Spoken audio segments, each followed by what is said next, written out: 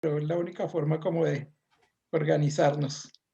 Como siempre, si tienen alguna pregunta o algo, pueden abrir el micrófono y pues vamos a iniciar la oración. Entonces pongámonos en las manos del Señor. Le damos gracias al Señor por estar aquí otra vez entre nosotros, porque donde dos o más se reúnen, ahí Él está en medio de nosotros.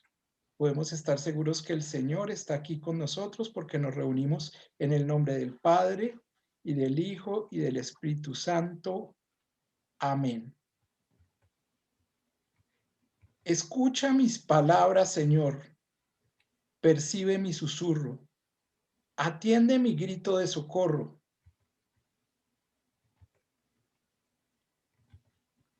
Rey mío y Dios mío, a ti te suplico, Señor, por la mañana, oye mi voz. Por la mañana te expongo mi causa, estaré pendiente de ti. Tú no eres mi Dios, el que desea el mal. El malvado no es tu huésped, ni el impío resiste tu mirada. Detestas a los malhechores, destruyes a los mentirosos. A sanguinarios y traicioneros los aborrece el Señor.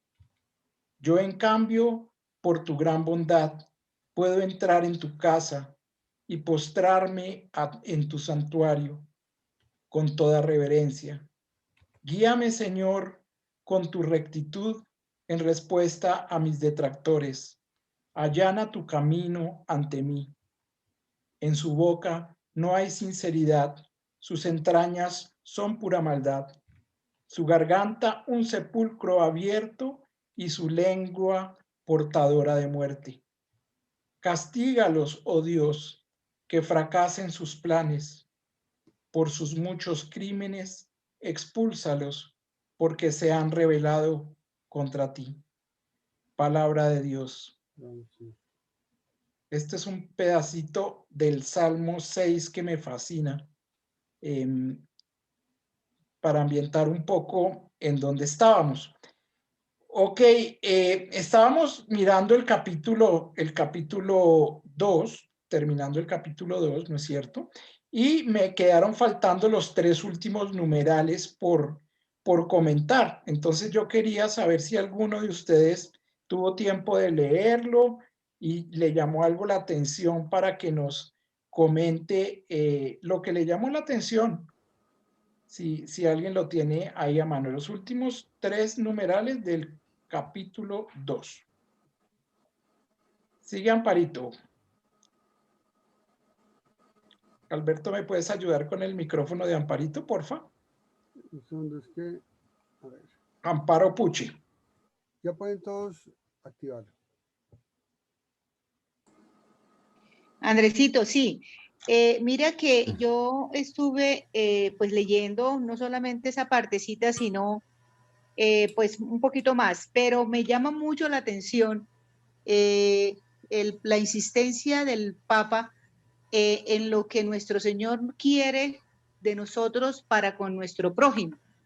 Y una de las cosas que más me llamó la atención después de haber entendido todas esas cosas es lo que dice en el título 86 o en el numeral 86, cuando dice que a veces me asombra que con semejantes motivaciones a la Iglesia le haya llevado tanto tiempo condenar contundentemente la esclavitud y diversas formas de violencia. Entonces a mí de verdad que eso fue una de las cosas que yo quería pues comentártela, porque definitivamente siento que sí, que efectivamente pues a la Iglesia le faltó y aún nos falta mucho de ser fraternos con el hermano. Gracias, mi Andresito.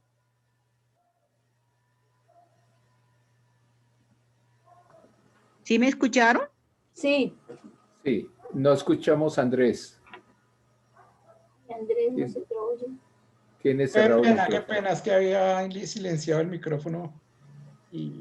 Ok, acuérdense que la iglesia somos todos, ¿no es cierto? Entonces, cuando hablemos de la iglesia, tenemos que hablar en tercera persona. en nosotros, ¿no es cierto? Claro, los curas y las monjas, como digo yo, la jerarquía de la iglesia pues tiene mucha responsabilidad en eso. Pero pues miren lo bonito que el mismo Papa reconoce que nosotros somos iglesia. Y yo quiero que recordemos un poquitico qué es ser iglesia, ¿no? Ser iglesia es la unión de todos los bautizados, de todos los que seguimos a Cristo. ¿Sí? No solamente la iglesia son digamos, los servidores de la iglesia, que son los sacerdotes y los religiosos, ¿no es cierto? Sino que Perdón, en la iglesia estamos profundamente involucrados nosotros, ¿sí? Y lo más lindo del Papa es que el Papa lo reconoce, ¿no es cierto? Él dice, hay algo dentro de la iglesia que no ha estado funcionando bien, ¿sí? Y él se pone su pedacito de responsabilidad, pero tenemos que también mirar un poquitico la responsabilidad que tenemos nosotros como participantes, como piedras de esta iglesia, ¿no es cierto? Entonces, acuérdense que la iglesia, ¿sí? Y eso nos lo recuerda San Agustín, ¿sí? Él dice, la iglesia es santa y prostituta. ¿Por qué? Porque la iglesia está hecha de santos y de pecadores. De nosotros, los pecadores, pero gracias a Dios también, ¿sí? La iglesia también está constituida por santos, porque esos santos son los que nos jalan a nosotros para el lado del Señor, ¿no es cierto? Entonces la iglesia es rica porque es santa y pecadora, decía San Agustín, curiosamente, ¿no? Y uno dice, no, es que sí, y eso hay que tenerlo siempre en la cabeza, ¿no es cierto? Siempre en la cabeza tenemos que tener digamos, esa razón de ser de la iglesia, que en la iglesia estamos todos, ¿no? Y por ser eso, nosotros también tenemos esa responsabilidad. Creo que también Nelson me había levantado la mano, ¿no es cierto? Sí, sí, Andrés. Listo. Gracias. Bueno, uno, pues Amparito se me adelantó, esa era una de mis inquietudes, pero en estos 4 artículos sobre la interpelación del forastero, básicamente la gran conclusión tiene que ver con ese amor y esa solidaridad que debemos tener nosotros hacia las personas que no son de nuestro círculo, que no son de nuestra amistad, pero que tienen necesidad. Entonces, de alguna manera, no podemos ser indiferentes, mirar hacia los lados, sino buscar en la medida de nuestras posibilidades dar alguna voz de aliento, algún apoyo, no necesariamente económico, escuchar. A veces con el solo hecho de escuchar a las personas estamos dando una gran ayuda. Ese era mi comentario, Andrés, gracias. Gracias, Nelson. Yo quería de pronto reforzarlo un poquito leyendo este pedacito que dice el Papa en el numeral 85. Dice, en realidad, la fe colma de motivaciones inauditas el reconocimiento del otro, porque quien cree puede llegar a conocer que Dios ama a cada ser humano con un amor infinito y que con ello le confiere una dignidad infinita. Miren, una de las cosas más importantes de lo que nos dice el Papa, pues en toda la encíclica, es que nosotros somos un todo, ¿no es cierto? Que el nosotros, ¿se acuerda que hablamos en la clase pasada? En el nosotros es donde habita, digamos, la fraternidad y donde habita el amor y finalmente donde habita Dios. ¿Sí? Ese nosotros no es un nosotros ahí como etéreo, ¿no es cierto? Sino es la unión de nosotros, los que creemos, o como dice ahorita, lo leí ahorita, los que tenemos fe, ¿sí? Sin el otro, yo no me realizo, ¿sí? El Papa nos dice eso, ¿no? Y eso no lo dice solamente el Papa, lo dice la antropología, la psicología, las ciencias sociales, ¿sí? Han descubierto profundamente que el hombre es un ser social, ¿no es cierto? Y en esa, digamos, en ese ser social, en ese encuentro, en la fe, nosotros en el otro debemos reconocer al Dios que habita, ¿sí?, en el otro. Porque en cada uno de nosotros, allá en lo profundo, ¿no es cierto?, en la profundidad, habita el Señor. Y Él sale y sobresale sobre nuestra propia personalidad en la medida de que nosotros lo permitamos, ¿no? En la medida de que nos acerquemos más a Él y lo busquemos allá en la profundidad. Los místicos tienen todo un camino de búsqueda de Dios en lo más profundo de nosotros, ¿sí? Tenemos que acordarnos de que en el otro está la dignidad, la mismísima dignidad de Dios. Y por eso al otro no lo matamos, por eso al otro no lo pisoteamos, ¿sí? Y lo más bonito del otro, ¿sí?, es que es el espejo de nosotros mismos. Yo no sé si a ustedes les ha pasado, ¿sí?, con cualquier persona, inclusive con los niños, ¿no es cierto? Los niños que llevan una santidad clarita en su corazón, ¿no? Ellos terminan de alguna manera revelándole a uno quién es uno y qué está haciendo mal, ¿no es cierto? ¿Sí? Y también las personas más humildes, ¿no es cierto? Las personas más humildes de alguna manera lo interpelan a uno y entonces el otro se convierte, ¿sí?, en el reflejo, en el espejo donde yo me puedo mirar para crecer. Y eso es importantísimo que nunca se nos olvide, porque eso le da plena dignidad y es la dignidad de Dios al otro. Listo, yo no quería decir más. ¿Alguien más quiere comentar algo adicional sobre esos tres numerales?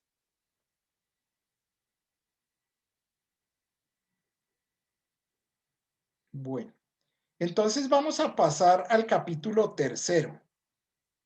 Y este capítulo 3, Dios mío, sí que es, si el primero nos confrontó un poquito, ¿sí?, el capítulo 3 sí que nos va a confrontar más. Se llama Pensar y gestar un mundo abierto. Aquí vamos a tratar, digamos, dos temas generales dentro de lo que es el pensamiento de la encíclica. Los primeros numerales hablan sobre el amor, ¿sí? Y los últimos numerales hablan sobre lo que para la iglesia es la propiedad privada. Entonces, para poder estudiar un poquitico y entender bien estos temas, digamos, gruesos de la encíclica, yo voy a empezar de una manera, digamos, rápida. De pronto los que ya han estado en clase conmigo ya han oído esta forma de definir el amor. Y en la primera parte, o sea, voy a tratar de que todos nos pongamos de acuerdo a entender qué es el amor, porque es que el amor a veces está un poquitico desviado o cada persona tiene su propio concepto de lo que es el amor. Entonces es importante que nos pongamos de acuerdo en eso. Entonces ahora le vamos a dedicar un ratico a este concepto de amor. Y en la segunda parte, que probablemente lo hagamos la próxima clase, pues vamos a hablar de lo que es el destino universal de los bienes. El destino universal de los bienes es un mandato de Dios que está consignado en el Deuteronomio. Y Jesucristo, que era un deuteronomista pero furibundo, ustedes pueden ver en el Nuevo Testamento cada 5 o 6 versículos, Jesús cuando habla cita el Deuteronomio y toma las palabras del Deuteronomio para poder enseñar su doctrina. Entonces vamos a entender un poquitico qué es el Deuteronomio y cómo está consignado ahí el destino universal de los bienes, para que podamos entender de una manera más rica y más, digamos, explicativa lo que quiere decir la encíclica. Entonces empecemos un poquitico con el numeral 88, que es el numeral con el que comienza a pensar y gestar un mundo abierto, para que todos se localicen allá. El Papa dice, un ser humano está hecho de tal manera que no se realiza, no se desarrolla ni puede encontrar su plenitud si no es en la entrega sincera de sí mismo a los demás. Ni siquiera llega a reconocer a fondo su propia verdad si no es en el encuentro con los otros. Solo me comunico realmente conmigo mismo en la medida en que me comunico con los otros. Y mire que esto es, digamos, el preámbulo que yo les contaba ahorita, ¿no es cierto? La forma en la que nosotros nos relacionamos y la forma en la que nosotros el Señor nos entrega la alegría y la felicidad es a través del otro. Si yo no tengo una relación y mocho las relaciones con los demás, de alguna manera estoy mochando mi propia realización, ¿sí? Entonces esas personas que tratan de ser solas, que no se, digamos que no estoy diciendo que las personas que, digamos que tratan de hacer silencio, sino esas personas como que se apartan de los demás, ¿sí? Son personas que poco a poco van sepultando esa imagen de Dios en ellos mismos, ¿no es cierto? ¿Y por qué? Porque el otro es el espejo de Dios en mí, ¿no es cierto? Solo me comunico realmente conmigo mismo, ¿sí? En la medida en que me comunico con el otro, dice el Papa.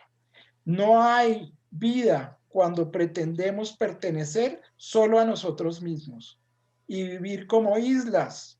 En estas actitudes prevalece, uy, esto a mí se me pone la carne gallina, porque uno facilito cae en eso, ¿no es cierto? Uno rápidamente puede caer en eso y dice, en estas actitudes prevalece la muerte. Increíble. Y eso está, digamos, está comprobado por la psicología. A la gente que la aíslan de los demás, las personas dejan de ser personas, pierden el amor por sí mismos y por el otro, a tal punto en que se vuelven enfermedades psicológicas, ¿no? Ok, en el numeral 88 ya empieza el hablar del amor y dice, el amor saca a la persona de sí misma hacia el otro. Estamos hechos para el amor, dice el Papa. ¿Qué quiere decir que saca a la persona de sí misma hacia el otro? Fíjense que eso está muy de acuerdo con la psicología, ¿no es cierto? Cuando nosotros somos niños, ¿sí? Nosotros jugamos de alguna manera y así lo ha programado la evolución humana y el mismo Señor en la vida del niño, en que todo el tiempo se juega al yo-yo, ¿no? Yo con mi mamá, yo con mi papá con yo, ¿sí? Y ese es, digamos, el juego de relaciones que hay cuando niño. Y ese juego de relaciones está enfocadísimo a que el niño aprenda a relacionarse con el de al lado, con el prójimo, ¿no es cierto? Y es toda una escuela de lo que estábamos mencionando, toda una escuela de ver en el otro el espejo de yo mismo, ¿no es cierto? Es toda una escuela de ver en el otro el reflejo de Dios y de encontrar y de que el otro encuentre en mí el reflejo de Dios, ¿no es cierto? El niño cuando llega a la adolescencia, ¿sí? Sufre un volcamiento de su psicología. Ya dejan de relacionarse con el papá y la mamá, sino que la adolescencia de alguna manera y de una manera santa dispara ese dinamismo hacia los otros, dispara ese dinamismo hacia los demás, los saca de sí mismo, que es lo que dice el Papa acá, saca a la persona de sí misma y la dispara hacia el otro. Por eso los adolescentes no se pueden identificar ni pueden crecer, ni se pueden desarrollar si no tienen un contacto con el otro diferente a su familia, a su papá y su mamá, sin dejar de tener contacto, obviamente, con sus papás, ¿no es cierto? Entonces, ese dinamismo que los saca hacia el otro es el dinamismo que les va a enseñar a ser fraternos, ¿no es cierto? Es el dinamismo que les va a enseñar a compartir, porque al principio casi que los papás compartimos con los hijos, ¿no es cierto? Y el niño se siente compartido, pero él poco comparte con los papás. Pues a partir de ese momento de la adolescencia, el muchacho comparte, empieza a compartir con el otro, y esa es la mejor escuela de la fraternidad que hay. Yo no sé si a ustedes les pasa, pero los mejores amigos que yo he tenido, por ejemplo, son mis amigos de la adolescencia, especialmente mis amigos del colegio, ¿sí? Y ahí tejen unas amistades increíbles y se tejen una forma de relacionar el amor y de aprender el uno del otro y de ser el espejo de Dios del uno al otro. Y ahí reconocemos nosotros como adolescentes que estamos hechos para el amor. Sí, y eso, mejor dicho, el amor empieza a explicarse en sus primeras etapas y lo vivimos de una manera muy intensa. Y en esa etapa, entonces, ahí en el numeral 65 dice el Papa, salir de sí mismo para hallar en otro un crecimiento de su ser. Y eso es exactamente lo que le pasa al adolescente. En el numeral 89 dice, pero no puedo reducir mi vida a la relación con un pequeño grupo, ¿sí? Ni siquiera a mi propia familia, porque es imposible entenderme sin un tejido más amplio de relaciones. Y entonces ahí es donde, digamos, un poco tiene experiencia uno ya cuando está terminando la adolescencia, ¿no? Cuando está terminando la adolescencia se da cuenta que con los del grupo sí rico crecemos, nos reconocemos, pero necesita uno algo más, ¿sí? Y que ni siquiera mi propia familia lo puede llenar. Y entonces empieza a existir las relaciones sociales y empieza a existir la responsabilidad y la fraternidad social, de la cual el Papa va a hablar más adelante. Ahí en el numeral 89 dice, nuestra relación es sana y verdadera, ¿sí? Si nos abre a los otros. El amor auténtico reside en corazones que se dejan completar. ¿Qué quiere decir eso?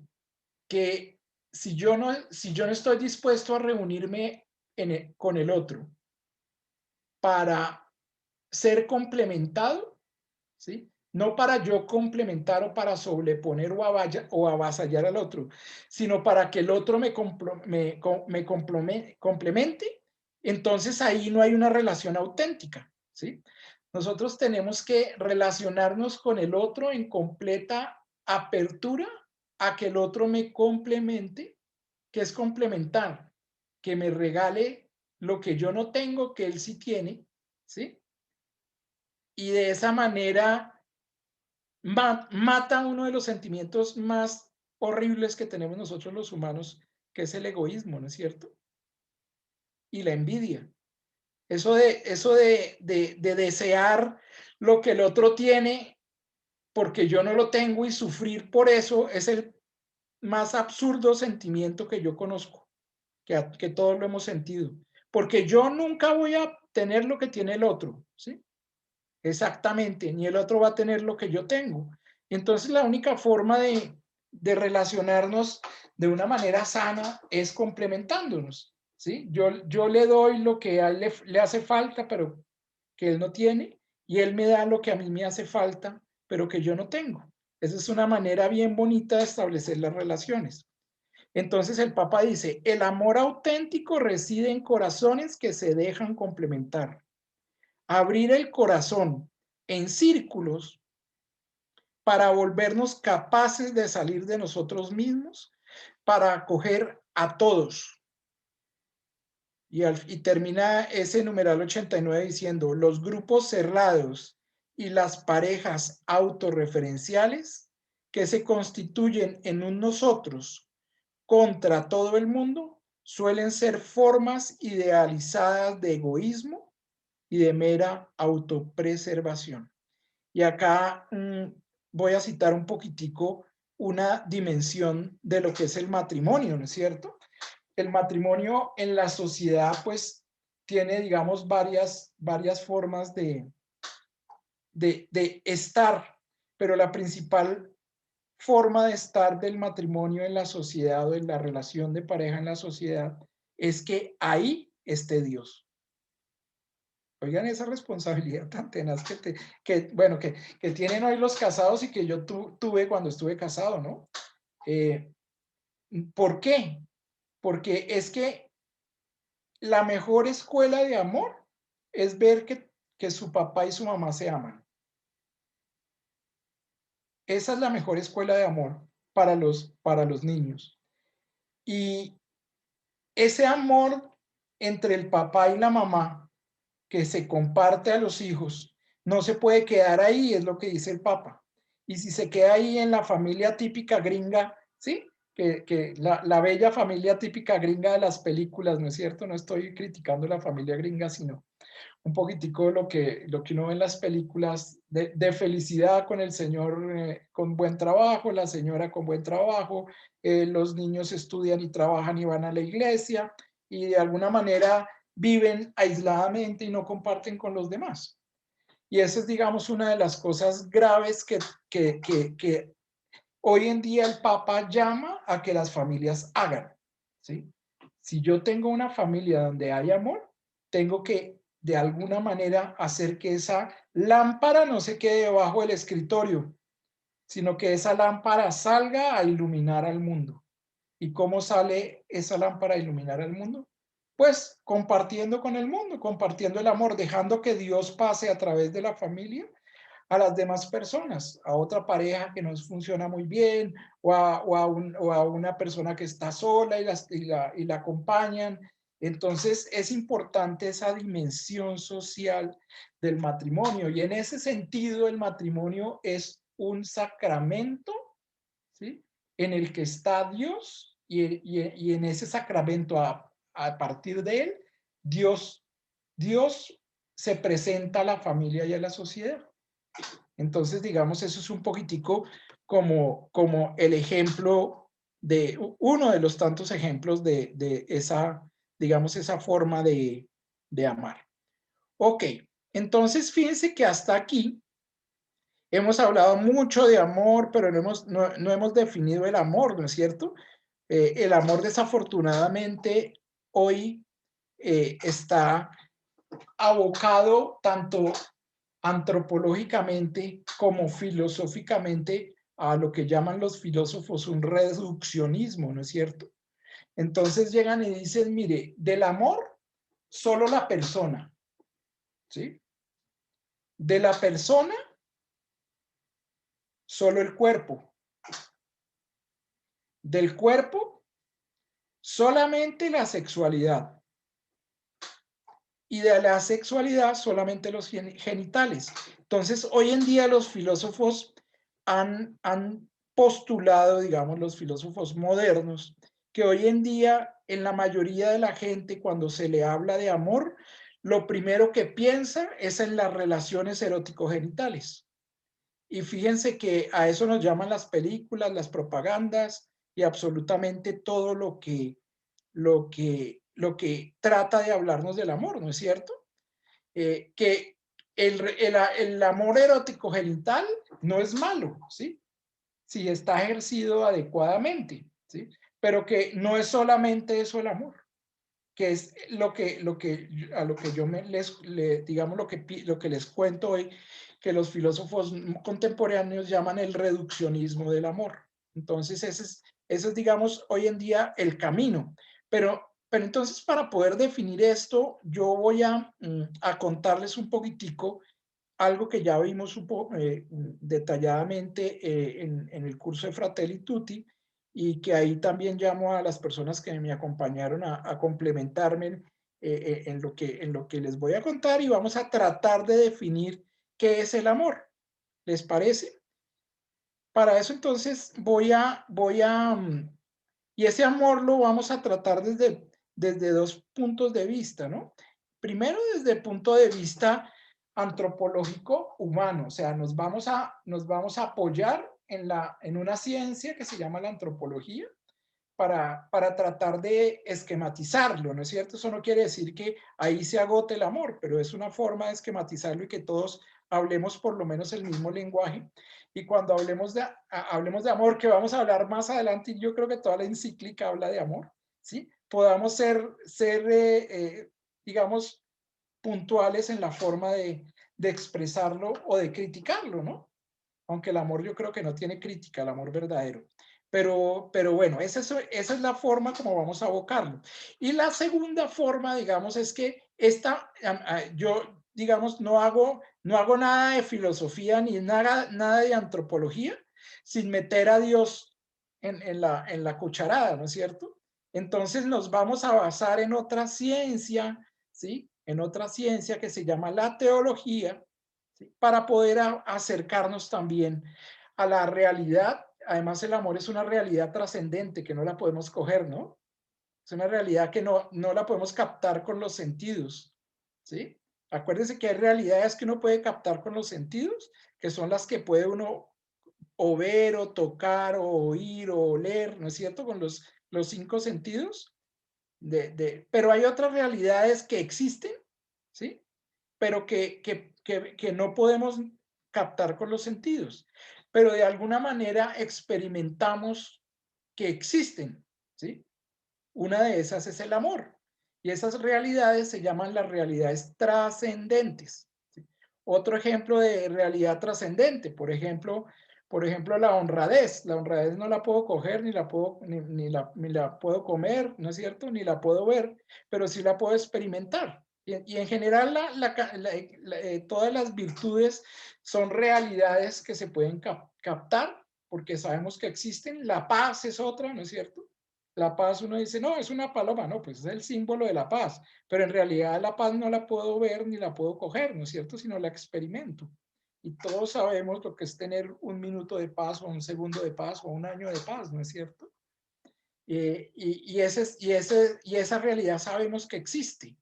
Y digamos que el amor también. Entonces, para poder explicar, digamos, el amor, que es una realidad trascendente, entonces nos vamos a basar en esas, digamos, en esas dos ciencias, una que es la teología y otra que es la antropología. Voy a ponerles una presentación en la pantalla y me dicen, por favor, si la pueden ver. Un segundito.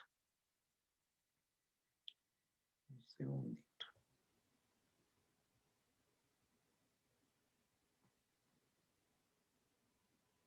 Ok, ahí la puse, ¿la pueden ver? Bueno, sí, señor. Listo. Úsala. Gracias. Voy a ponerla en modo de presentación para que, a ver cómo hago aquí, lo cojo de aquí, ya, para que la puedan ver grandecita. Listo, entonces vamos a hablar del amor. Y desde el punto de vista teológico, yo voy a citar a San Agustín. San Agustín dice, amar es hacer el bien al otro. Esa es, digamos, la definición que da San Agustín. Y desde ese punto de vista, San Agustín dice, amar es una decisión, no un sentimiento. Y aquí es, digamos, el primer pedacito o, digamos, la primera cosa que tenemos que aprender hoy, ¿sí? Uno ama en realidad cuando toma la decisión de hacerle el bien al otro, como dice San Agustín. Y cuando toma la decisión de hacerle el bien al otro, ¿sí? Sin medir o sin pedir que eso se retribuya hacia mí, ¿no es cierto? Y además, uno cuando ama y toma la decisión de amar, no espera nada del otro y además ese amor es gratuito. Es una forma de definir el amor como decisión, ¿sí? Ahora, a uno si ustedes le dicen a un joven, no, pero es que el amor, ¿cómo así que es una decisión? Si es que yo cuando me encuentro con mi novia, con mi novio, pues eso me salen maripositas en el estómago y, mejor dicho, me pongo rojo, y el amor es un sentimiento, dirían ellos, ¿no es cierto?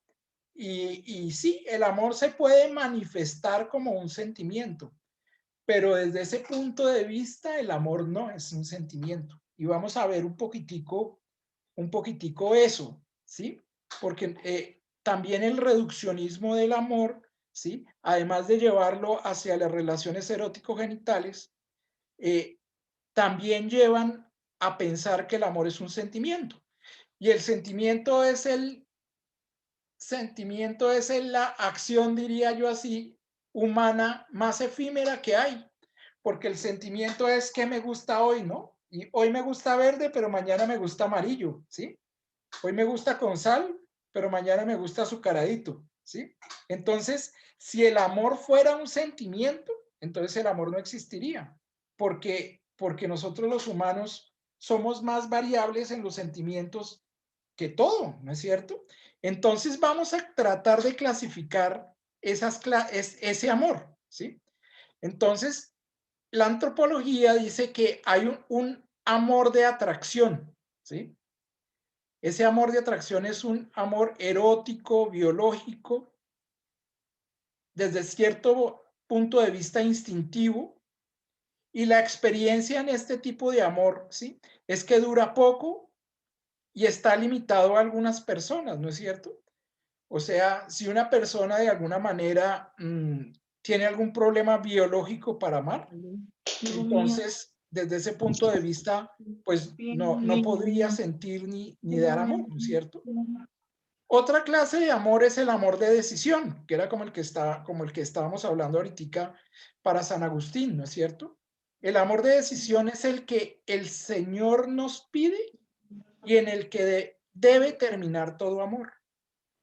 Miren, no está mal que el amor comience como un amor de atracción, porque pues ese es un mecanismo biológico, como les comentaba yo ahorita, que en la adolescencia se dispara como un mecanismo biológico que me dispara hacia el otro, ¿no es cierto? Y desde ese punto de vista el amor de atracción es bueno y es querido por Dios. Pero el amor debe ir madurando, ¿no es cierto? Y debe ir caminando, ¿sí? Hacia el amor de decisión. Porque o si no, digamos, de alguna manera se convierte en un amor limitado, ¿no es cierto? Entonces, la antropología y la teología se han puesto de acuerdo y dicen lo siguiente: amar a alguien, y esto me gustaría que lo copien en sus libretas, ahí lo tienen en la pantalla, es decidir libremente. Oigan eso, decidir libremente. Quiere decir que el amor no es obligado. Yo no puedo obligar a nadie que me quiera, ¿no es cierto? Ni puedo querer a alguien obligadamente. Entonces, amar a alguien es decidir libremente, ponerse al servicio del otro con todo lo que uno es. Si uno no entrega todo lo que uno es, ¿sí? En el amor, de alguna manera está entregando menos de lo que podría entregar, ¿no es cierto? Y no solamente lo que uno es, sino también lo que tiene. Entonces, amar a alguien es decidir libremente ponerse al servicio del otro, con todo lo que uno es y tiene. ¿Para qué? Para que el otro encuentre en mí lo que necesita para realizarse. Y ahí la parte gratuita del amor, ¿no? Sin recibir nada a cambio. Entonces lo vuelvo a leer completamente. Amar a alguien es decidir libremente, o sea, hay libertad en el amor, ponerse al servicio del otro con todo lo que uno es y tiene. O sea, amar es entregar, como dice San Pablo, ¿no es cierto? Para que el otro encuentre en mí lo que necesita para realizarse sin recibir nada a cambio.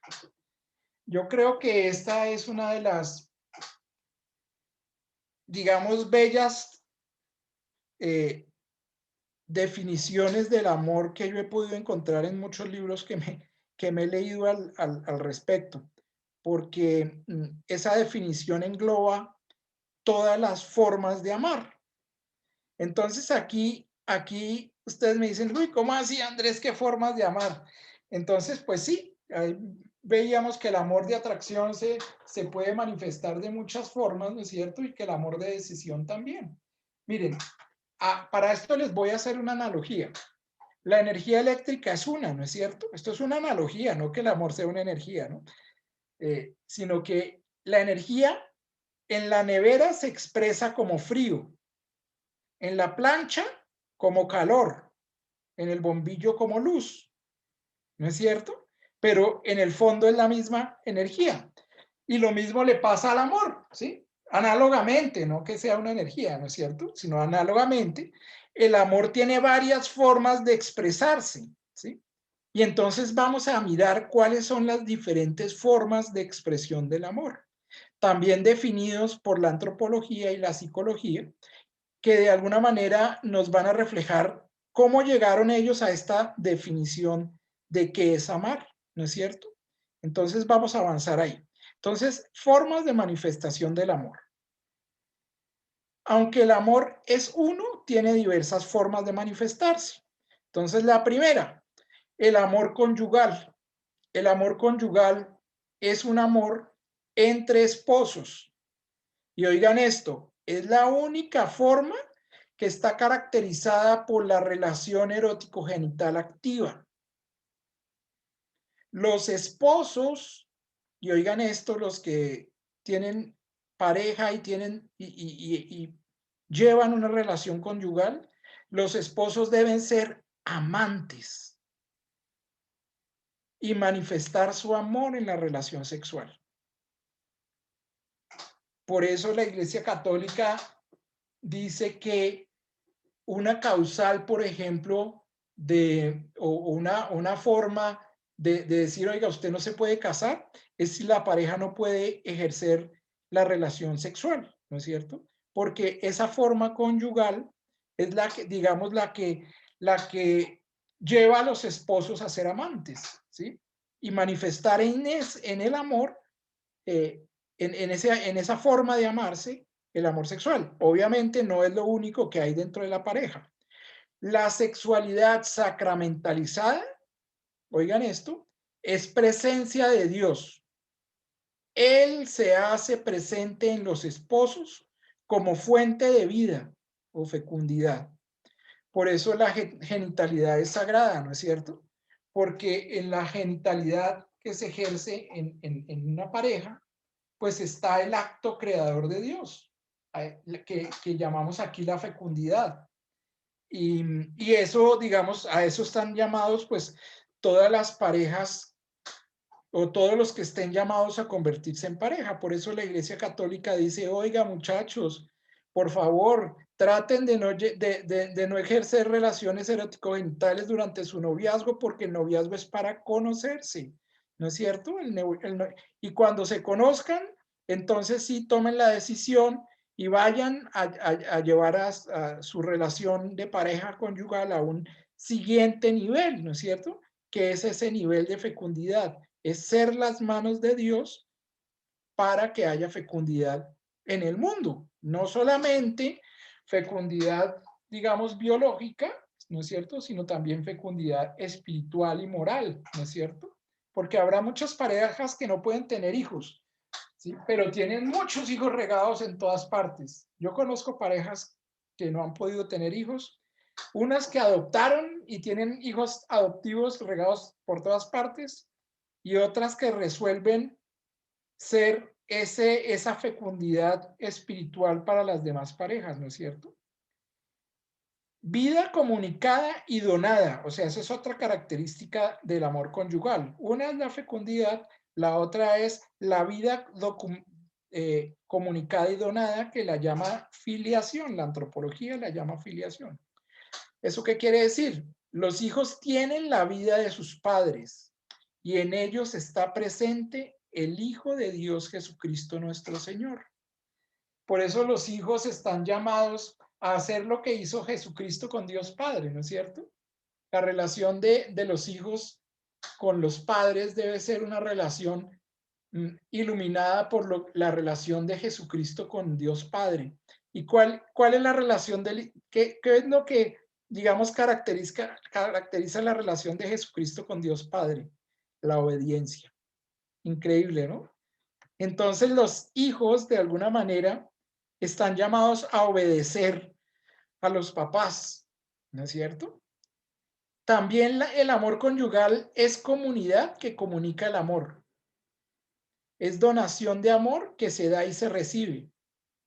Y por eso está presente ahí el Espíritu Santo, que era lo que yo les contaba ahorita de esa dimensión de la pareja que se mete en la sociedad para reflejar a Dios, para entregar fecundidad, filiación y donación de amor. Y en esa pareja que se mete dentro de la sociedad a reflejar a Dios, ahí está el Espíritu Santo. Y esa es, digamos, la forma, digamos, la tercera característica del amor conyugal: fecundidad, filiación y donación. El matrimonio es camino a la santidad, por eso es un sacramento. Todos los sacramentos son camino a la santidad, ¿no? Por eso el matrimonio se instituyó como sacramento. Ese es, digamos, lo que se llama la forma de amar de una pareja, ¿no es cierto? Ahora vamos a hablar de otra forma de amar, el amor paterno-materno, ¿sí? Esta es otra forma de amar identificada por la antropología y la teología. Bueno, a mí se me olvidó meter también aquí a la psicología, porque la psicología hoy en día sí que ilumina digamos, esta catalogación del amor. Entonces, hay otra forma de amar que es el amor paterno y materno. Ese es un amor de los padres hacia los hijos, así como el amor, ¿cómo se expresa ese amor? ¿Sí? Con ternura, cuidado y responsabilidad, ¿no es cierto? Es la potencia más elevada del amor, es increíble, porque ese amor que siente uno como padre o como madre por sus hijos, casi que uno no puede expresarlo de otra forma, o manera, ¿no es cierto? Un hijo es la propia vida de los dos, ¿sí? Él realiza de manera admirable, o sea, el hijo, o sea, el fruto de la unión digamos, el ser papá o mamá, ahí se realiza lo que dice en el Génesis: serán los dos una sola carne. O sea, serán los dos una sola carne, no es que estén tan unidos, tan compenetrados que no se distingue entre el esposo y la esposa, sino serán los dos una sola carne en el Génesis. Significa que en la descendencia, en el hijo, ¿sí? De esa unión de amor paterno, se realiza de manera admirable eso de que el hijo es la propia vida. Papá y mamá deben cumplir con los deberes de esta vocación.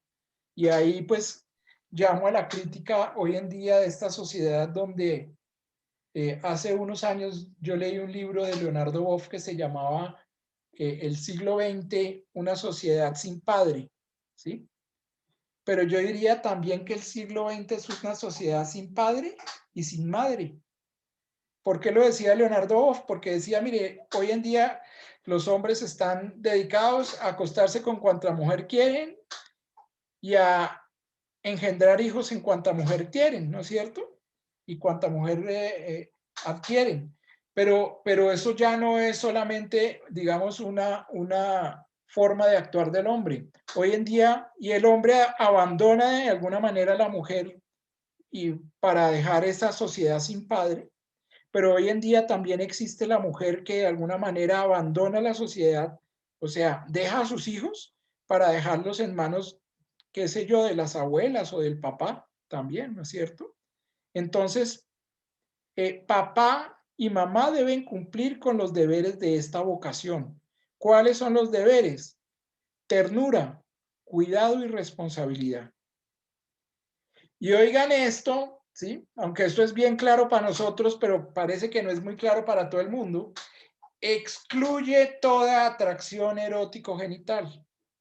Y aquí vienen muchos de los males que hay hoy en día en la sociedad, porque de alguna manera el papá o la mamá, ¿sí?, piensan que hay atracción erótico-genital con los hijos y entonces empiezan a ver todas las barbaridades que hoy en día conocemos, ¿no? Y que tal vez las achacamos un poco a las instituciones, ¿no? A la iglesia, a la alcaldía, o digamos a la misma sociedad humana, pero desafortunadamente esa aberración del amor empieza en la familia, en no entender esto, en el amor, en esa forma de manifestar el amor paterno y materno. Ok, no me alargo más en eso porque hay mucho que hablar. Otra forma de amar es el amor filial. O sea, así como hay un amor paterno-materno, ¿sí?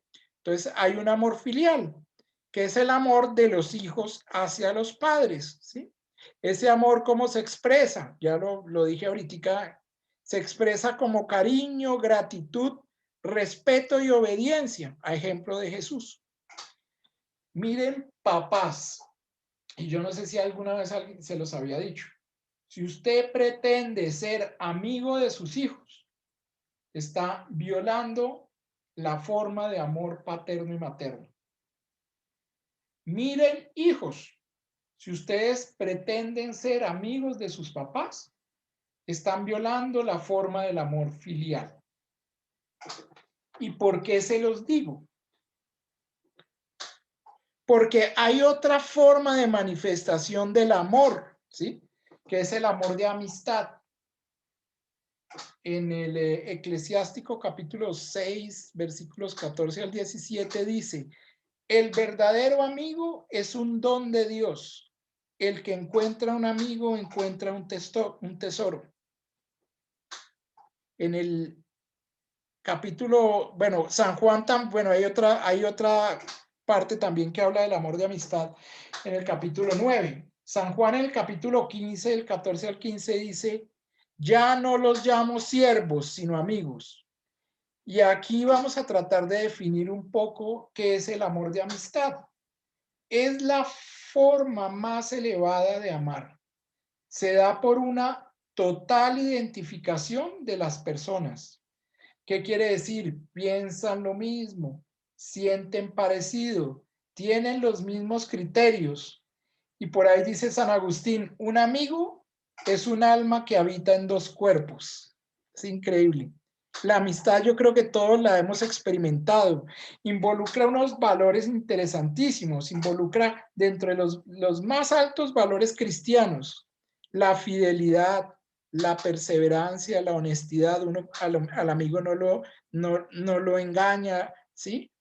La complementariedad al amigo, si se complementa uno con alguien bien es con los amigos, ¿no es cierto? Con el amigo siempre hay servicio y ayuda, hay fraternidad, ¿no es cierto? Y esa fraternidad es incondicional y desinteresada. Hay apoyo eficaz y espontáneo. Y miren, una de las características de la amistad es que se da fuera de la familia. Por eso les decía anteriormente que el amor de padres a hijos y el amor de hijos a padres, o es amor paterno, materno, o es amor filial cuando es de los hijos, ¿sí? Pero no es amistad, porque la amistad tiene una forma diferente de expresión, es una forma de amar. Eso no quiere decir que sea menor, mayor, porque estas formas del amor, acuérdense que el amor es lo mismo, lo que pasa es que se expresa de diferentes maneras. Entonces, se da fuera de la familia, no incluye relaciones erótico-genitales y genera igualdad. O sea, ese cuentico que tienen los niños de la amigovia y el amigovio, eso pues es también una aberración a esta forma de amar, ¿no? Porque uno o es novio o es amigo, ¿no es cierto? Y ahí se empiezan a confundir los muchachos y uno mismo también, ¿no es cierto? Entonces esa es otra forma de amar. La amistad descubre, ¿sí? En la amistad se descubre que es un don de Dios. Cuando uno tiene un buen amigo, uno siempre se lo agradece a Dios.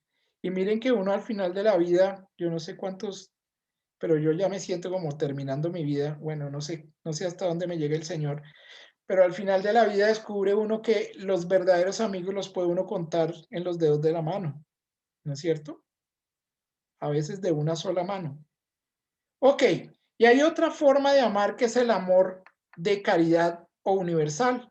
Es amor a todos, incluso a los que no se conoce muy bien. Oigan esto, y esto ya es evangélico, es el amor ágape que aparece en la Biblia. El amor del cual habla el Papa Francisco, es el amor de fraternidad. O sea que ese amor de fraternidad es una forma de amor, ¿no es cierto? Que no es la única y es una forma de expresar el amor. Y oigan esto, es un amor a todos, incluso a los que no se conoce muy bien. Y entonces ahí empieza la pregunta, pero ¿cómo yo voy a poder amar a una persona que ni siquiera conozco? ¿Sí? Yo puedo decidir hacerle el bien y entregar todo lo que yo tengo, ¿sí? Todo lo que yo soy para que otra persona se realice, ¿sí? Sin siquiera cruzar una palabra con ella. Y desde ese punto de vista, el amor de caridad universal, ¿sí? Es un amor de decisión. Yo para amar a los demás solamente lo que tengo que hacer es decidir amarlos. ¿Cómo? Pues ojalá que ese amor sea inspirado por la fe, por el amor de Dios, ¿no es cierto? Porque de esa manera ese amor no se me va a acabar, porque Él es amor, Él es la fuente del amor. Si yo a través de mi fe amo a los demás, entonces ese amor es eficaz, efectivo e infinito. ¿Por qué? Porque yo no lo estoy entregando, sino lo está entregando Dios. Yo lo único que estoy haciendo es ser transparente para que Dios pase para los demás a través de mí. Y eso es más o menos lo que se puede decir del amor de universal o de caridad. En la primera de Juan 4, 7, 21 dice, el amor viene de Dios porque Dios es amor, lo que yo les decía ahorita. Todo el que ama es hijo de Dios. Entonces el que ama ya es divino. Oigan esa belleza. Amoris, ¿sí? O amor, que viene del latín, viene del prefijo am, que significa madre, ¿no es cierto? Y ese ese amoris pues, que se define en latín, tiene como las tres características o tiene visos del amor paterno-materno, el amor de amistad y el amor genital también, ¿no es cierto? Pero pues si uno no conoce menos a las personas, pues menos va a tener la probabilidad de relacionarse genitalmente con ellas, ¿sí? Pero digamos que esa es, digamos, una forma de amor universal, infinito. El judaísmo dice, mire, aquí es una cosa bien bonita y es más o menos lo que dicen las principales religiones sobre el amor.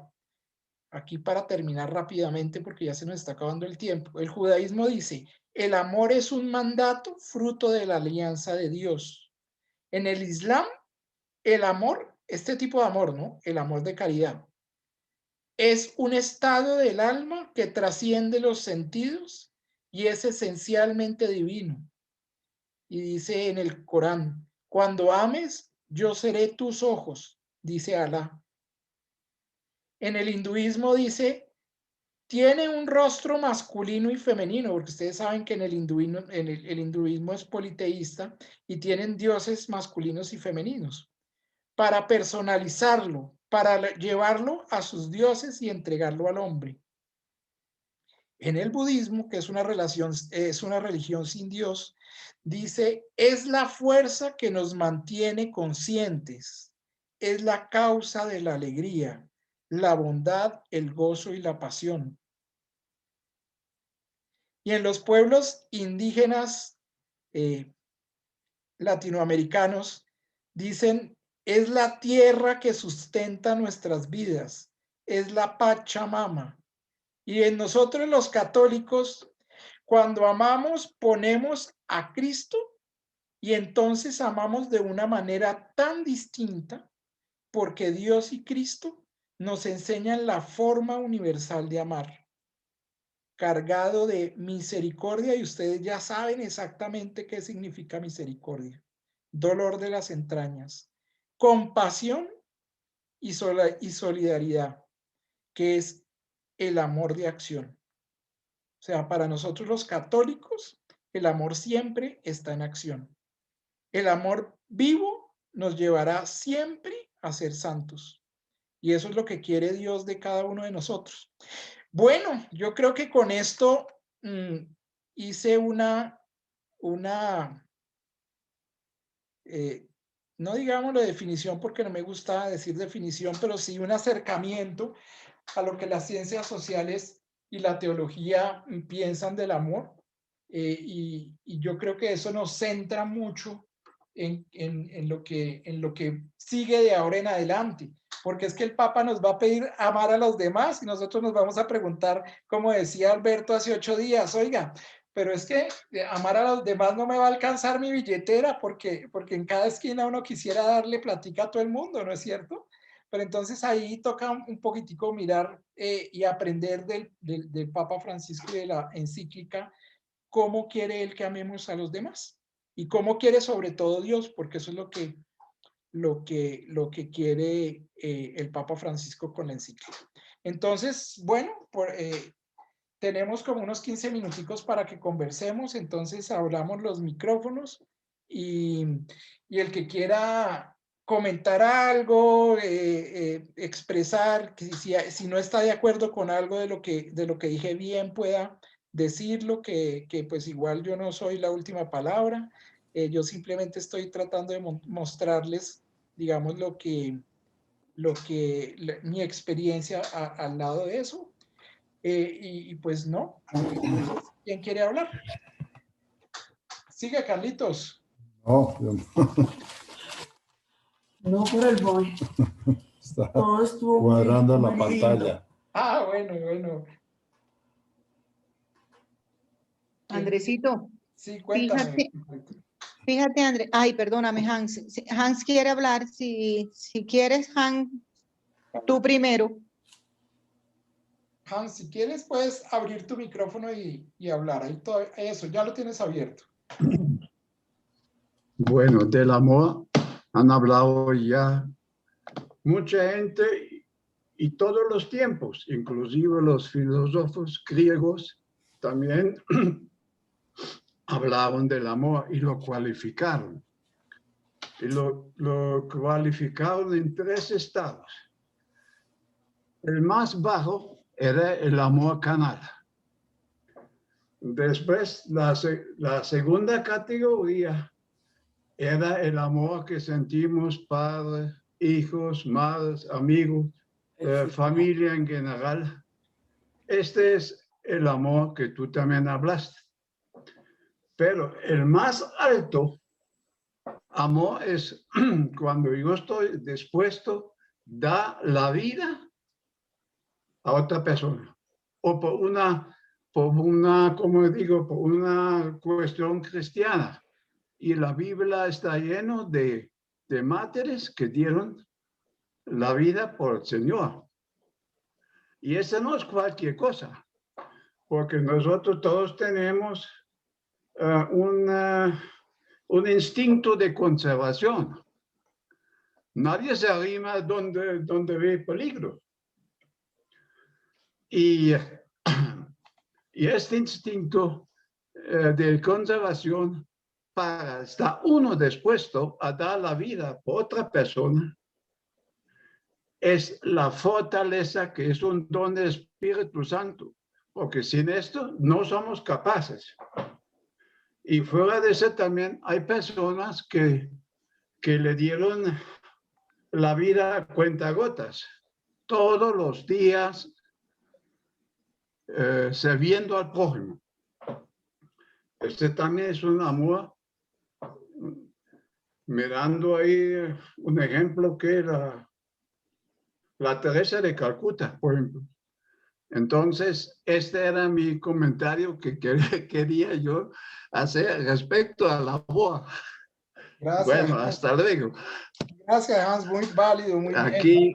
Muy bien, fíjense que aquí está la dimensión, pues, dentro de la definición que yo no había subrayado todavía, esperando que alguno de ustedes entrara a esa profundidad, ¿no? Y ese es amor de entrega, ¿no? El amor entrega que es un amor de decisión, ¿no es cierto?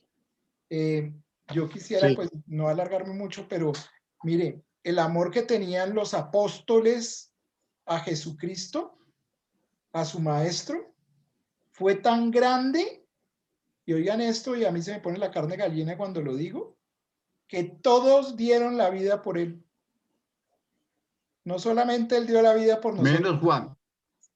No, también, porque a Juan lo martirizó. Bueno, sí, él no murió martirizado, pues no murió por el martirio, pero él murió por amor. Hicieron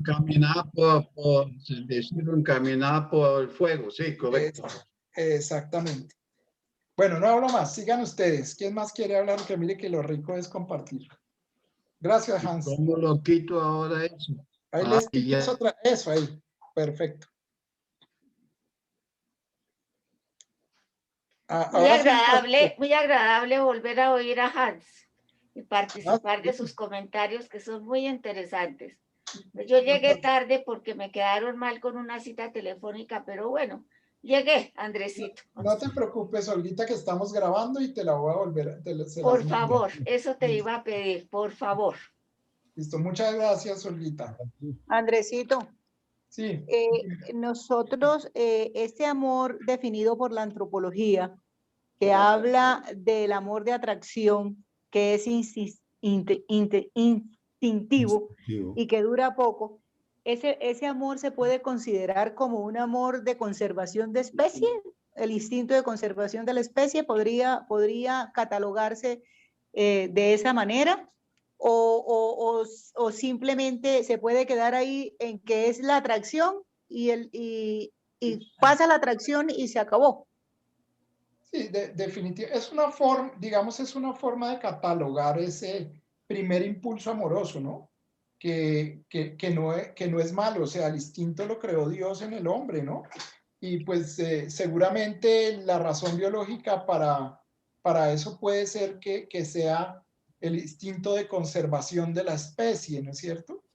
Y desde ese punto de vista es válido. Lo que pasa es que el llamado es a no quedarnos en ese amor, ¿no? Porque claro, así es, sobre todo porque si ahí vemos, cuando se habla de antropológicamente, está todo lo que se refiere a todas, inclusive todas las especies. No estamos solamente con el ser humano, sino pues absolutamente todas las especies creadas por nuestro Señor. Entonces, como instinto de conservación, pero yo no lo llamaría una forma de amar, justamente por eso, porque eso ahí termina la atracción y se acabó el amor. Sí, pero digamos que si lo reducimos, o sea, el amor está bien, es un amor biológico, pero lo que nos diferencia a nosotros los humanos de los animales, o sea, es que podemos controlar el instinto. Nosotros podemos tomar la decisión, ¿no es cierto? Podemos tomar la decisión de relacionarnos con el otro o no. Entonces, desde ese punto de vista, pues es una forma de amor, porque acuérdense que ahí está la característica que yo les decía de la libertad, ¿no es cierto? Y en esa libertad, pues nosotros tenemos, eso es lo que nos diferencia de los animales. Los animalitos no es sino que la hembra está en celo inmediatamente y a eso los llamó Dios, ¿no es cierto? De acuerdo. Pero ellos no pueden de alguna manera decir, uy, hoy no me acuesto con mi perrita, ¿sí o no? Sí, de acuerdo, de acuerdo. No, y la otra parte que yo quería, pues, y que me llamó muchísimo la atención leyendo la encíclica, es lo de las comunidades, que precisamente, seguramente tú lo vas a tocar y aquí me está diciendo José que seguramente lo vamos a ver en la próxima clase, y es que las comunidades se fortalecen justamente cuando se encuentran en situaciones muy difíciles. Fíjate que habla de la acogida del peregrino y se apoyan y se entregan y dan ese amor por los demás. Entonces, pero lo que me está diciendo aquí José seguramente lo vamos a ver contigo más a profundidad en la próxima clase, seguramente. Gracias, Andresito, ese era mi comentario. Sí, vamos a hablar digamos, de esas formas de expresión del amor y cómo se expresan en la sociedad, que es lo que trata el Papa más adelante, ¿no es cierto? Más adelante y con unos numerales adelante. Gracias, Amparito. Gracias a ti, Andresito. ¿Alguien más quiere aportar algo, comentar algo? Carlos Rodríguez tiene la mano levantada. No, te habla. Carlos. El amor entrega solo se puede practicar en muy contadas ocasiones, ¿no? En la vida que nosotros llevamos. Glorita, sí.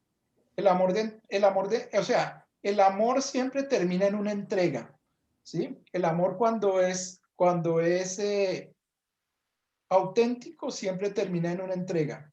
Esa entrega, en el caso de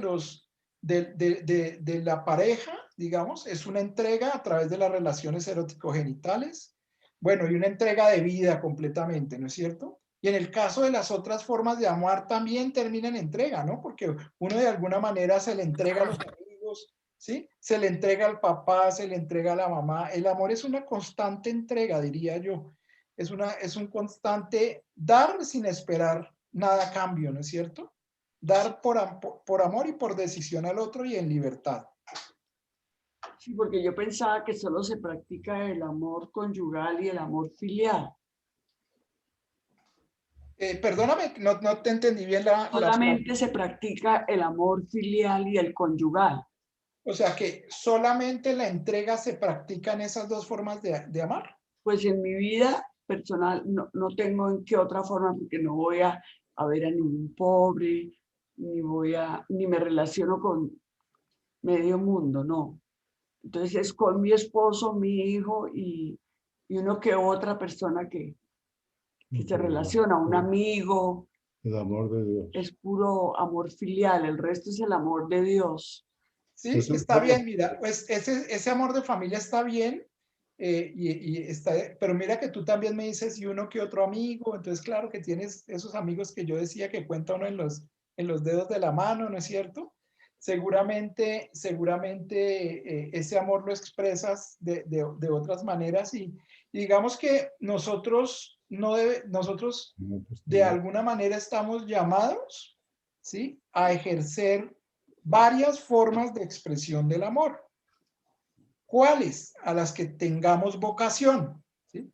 No todo el mundo tiene vocación a casarse, por decir algo, ¿no es cierto? Entonces, por eso hay solteros y de solteros que se acuestan en su cama solos, pero que aman igual o más que una pareja de casados, a los demás, a sus amigos, ¿sí?